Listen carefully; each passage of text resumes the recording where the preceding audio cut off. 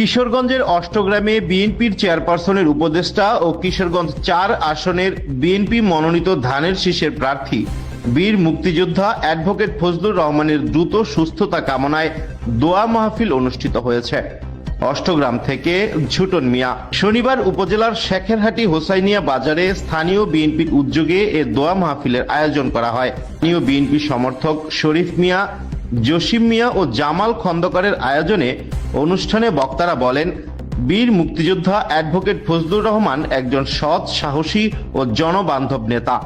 তার সুস্থতা শুধু দলের জন্য নয়, পুরো এলাকার মানুষের জন্য অত্যন্ত গুরুত্বপূর্ণ।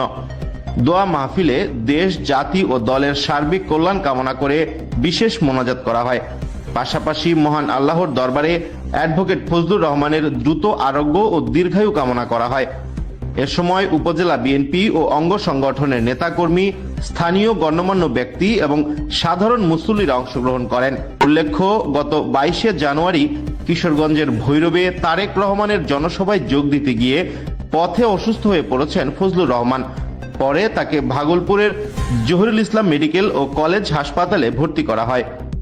এতক্ষণ দৈনিক যায় যায় বেলার সাথে থাকার জন্য আপনাকে ধন্যবাদ। লাইক, শেয়ার ও ফলো দিয়ে আমাদের সাথেই থাকুন। দৈনিক যায় যায় বেলা, সত্যের সন্ধানে সারাক্ষণ।